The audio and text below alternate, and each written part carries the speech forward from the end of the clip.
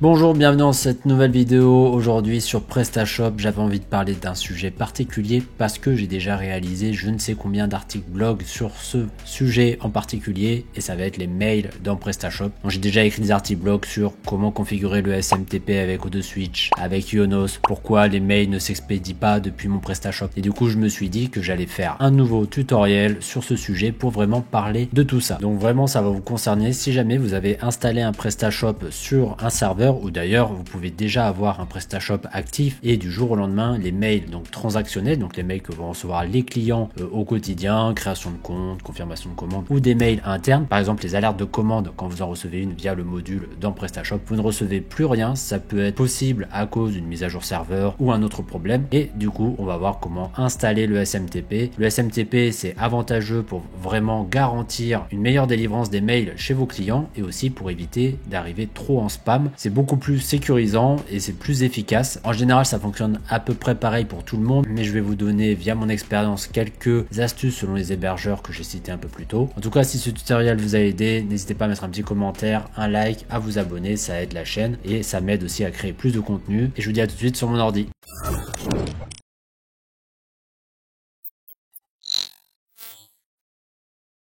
Il y a plusieurs façons de détecter que votre PrestaShop n'expédie pas de mail. Déjà, un client peut vous contacter donc par téléphone ou directement sur votre adresse mail pour dire qu'il n'a pas reçu par exemple la confirmation de commande ou un suivi ou autre. Vous pouvez aussi vous en rendre compte vous-même si vous ne recevez plus les confirmations de commande via le module Mail Alert de PrestaShop. Ça veut dire qu'il y a forcément un problème sur l'envoi des mails. Donc déjà, ça c'est la première chose. Et comment tester de votre côté? Tout simplement, vous pouvez aller dans Connexion et ici créer un compte. Vous créez un compte client donc avec une adresse mail où vous pouvez recevoir des mails. Et normalement, en fait, quand on crée un compte dans PrestaShop, on reçoit un email pour souhaiter la bienvenue. Voilà, donc ça va être la première chose à faire, de savoir si vous le recevez ou non. Ensuite, la deuxième étape, on va voir si, alors vous n'avez pas reçu le mail et on va voir si PrestaShop l'a bien expédié dans les logs email. Donc ici dans paramètres avancés email, ici on a les logs. Voilà, on a ici tout simplement en fait le détail des mails envoyés par PrestaShop. Donc là, c'est un mail basique à mon adresse mail pour me souhaiter la bienvenue. J'ai créé le compte juste avant. Donc ça veut dire que mon PrestaShop a bien expédié le mail, ça veut dire qu'il a enclenché en fait la fonction d'envoi de l'email, mais ça veut pas dire que votre client l'a reçu. Déjà, si les mails sont logués, ça veut dire que le cœur de votre PrestaShop fonctionne bien. En gros, bien sûr, vérifiez du coup si vous l'avez reçu ou pas. Encore, vous n'avez toujours pas reçu le mail malgré qu'il soit logué ici, donc il y a forcément un problème d'envoi. Par défaut, c'est la fonction sendMail qui est cochée, donc en gros, c'est votre serveur qui va expédier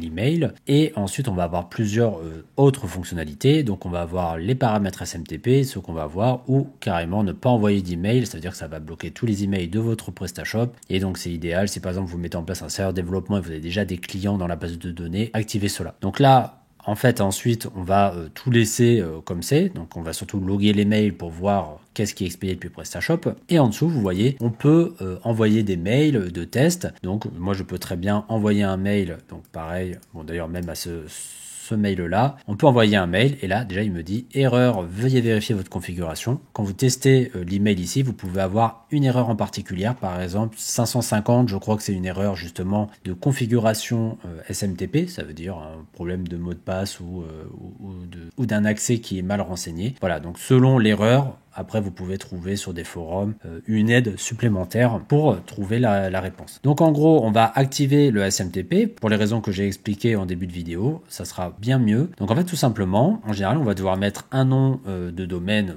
par rapport à l'email, un serveur SMTP, c'est le serveur mail de votre boîte mail. Ensuite, l'utilisateur SMTP, ça sera une adresse mail parce que oui, via SMTP, on utilise une boîte mail pour expédier les mails justement. Donc par exemple, vous pouvez très bien utiliser une adresse contact ou carrément créer une adresse, par exemple boutique le nom de domaine de votre site et le renseigner dedans. Et ensuite, il va falloir mettre le mot de passe de votre mail et après, il va y avoir un chiffrement, donc SSL ou TSL et un port, donc ça peut être 25, 465, 587. En fait, tout ça, ça va dépendre des hébergeurs. Selon les hébergeurs, vous allez avoir des infos différentes à renseigner ici. Donc là, moi, je peux pas tous les connaître. Je vous mets les articles blog des différentes configurations que j'ai pu proposer en tutoriel, que ce soit Ionos, O2Switch et je parle aussi de OVH. Donc vous allez avoir tout ça en description si vous voulez voir d'autres informations. Donc il va falloir remplir toutes ces infos qu'on va faire juste après. Et aussi, en fait, PrestaShop va utiliser le mail que vous utilisez à l'intérieur de votre configuration PrestaShop qui va être renseigné ici. Voilà. Donc cette adresse mail, il faut bien prendre en compte, selon les hébergeurs, elle va être différente. Par exemple, chez O2Switch, ça va être ici, on va devoir mettre ici cette adresse mail parce qu'en fait, c'est le fonctionnement de base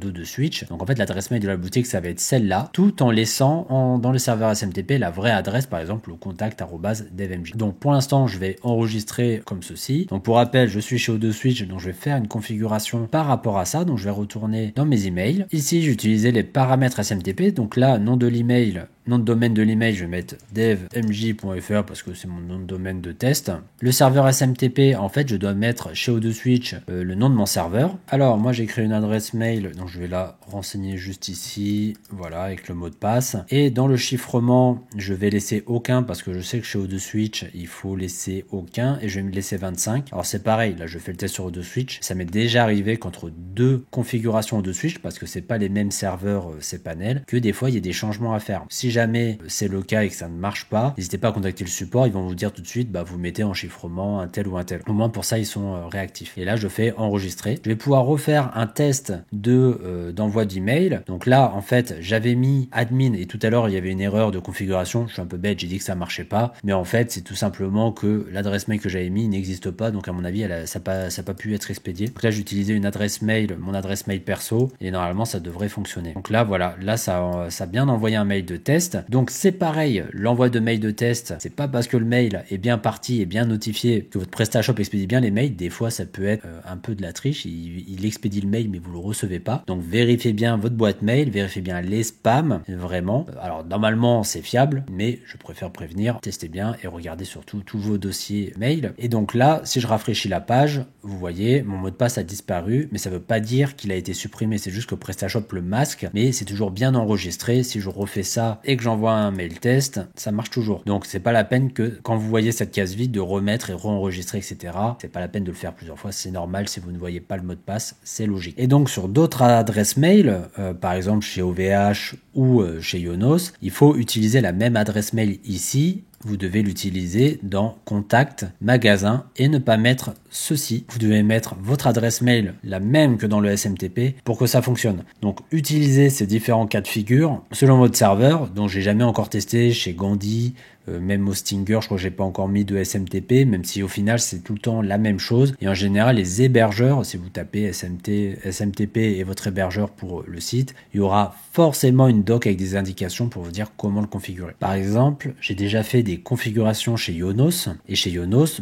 déjà le serveur SMTP, c'est pas comme chez O2Switch où il faut juste renseigner le nom du serveur, ça va être smtp.ionos.fr et je sais que le chiffrement, normalement, c'est SSL et je crois 465. Et je vous mets vraiment mon artiblog en description de cette vidéo parce que j'ai eu beaucoup d'erreurs sur différents sites et donc j'ai pu avoir plein de cas particuliers et il y avait même des configurations sur le nom de domaine à faire par rapport aux zones DNS pour les mails, ça s'expédie bien. Et chez Ionos, après, il faut bien utiliser la même adresse mail ici dans votre magasin que j'ai montré juste avant et bien sûr mettre votre mot de passe et normalement ça fonctionne, toujours bien mettre votre nom de domaine là et ensuite voilà, ça c'est la configuration de base. Après, s'il y a d'autres soucis, il faut plutôt voir avec le support Ionos ou en tout cas suivre les quelques solutions que je mets dans l'article blog en description de cette vidéo. Maintenant, prenons le cas de chez OVH par exemple, quand vous devez mettre un serveur SMTP, donc déjà il faut votre boîte mail chez OVH, il faut mettre en serveur ceci, donc ssl0.ovh.net, bien votre nom de domaine, votre email et votre mot de passe. Là, il faut mettre TLS et eux c'est 587. Dans la logique, c'est ça. Pareil, dans les paramètres de la boutique contact et magasin, vous devez mettre bien votre adresse mail. Donc pas comme chez O2Switch. Du coup, c'est un peu le même fonctionnement que chez Ionos. Donc voilà. En général, les indications sur les identifiants serveurs, vous le trouvez auprès de votre hébergeur. Donc là, je vous ai donné les plus grands, en tout cas en France, que ce soit OVH, Ionos ou O2Switch. Vous avez aussi tous mes articles. Mais voilà, comment ça fonctionne, c'est assez simple. Alors, il faut savoir que ces mails via SMTP, ça fonctionne pour tous les mails du site. Donc, que ce soit le formulaire de contact, les emails transactionnels, le module de mail alerte ou si vous avez un module de relance de panier, etc. Donc au final, si jamais vous avez un problème avec les alertes email, il faut aller voir du côté du module. Si jamais tous les autres mails fonctionnent mais juste ce mail là ne marche pas, il faut aller dans vos modules, vous allez chercher ce module là, alerte par email ou mail alerte, des fois il n'est pas traduit. Vous allez dans configurer, donc là vous voyez sur un 1.7.8.11 on est sur la version 3 et donc ici il faut bien qu'il y ait des emails déjà de renseigner, donc vous faites votre configuration. Donc nouvelle commande, là il n'y en a pas, donc il faut mettre contact@mail.fr, n'importe, et vous faites entrer surtout pour bien valider que le mail soit inscrit. Donc ça c'est sur une nouvelle version du module. Vous faites enregistrer, donc oui là c'est normal parce que j'ai pas mis d'email, donc il me dit qu'il y a une erreur. Je vais re-enregistrer et voilà, donc là déjà je suis sûr que j'ai bien renseigné un email qui va recevoir les confirmations de commande. Donc pareil, vérifier que ça arrive pas en spam, vu que ça c'est un peu des emails d'alerte, des fois ça peut arriver en spam. Et si jamais ça ne marche pas, je vous conseille de faire une petite sauvegarde de votre site ou au moins des modules et de mettre à jour donc le module s'il ne l'est pas. Donc là bon, moi il est à jour, et sinon de le réinitialiser parce qu'il y a certaines versions du module mail alert qui fonctionnent pas toujours bien, et donc des fois le mettre à jour ou le réinitialiser, ça permet en fait de relancer la machine, on va dire. Mais normalement, si votre PrestaShop envoie tous les autres mails, ça veut dire que pour les alertes email de commande,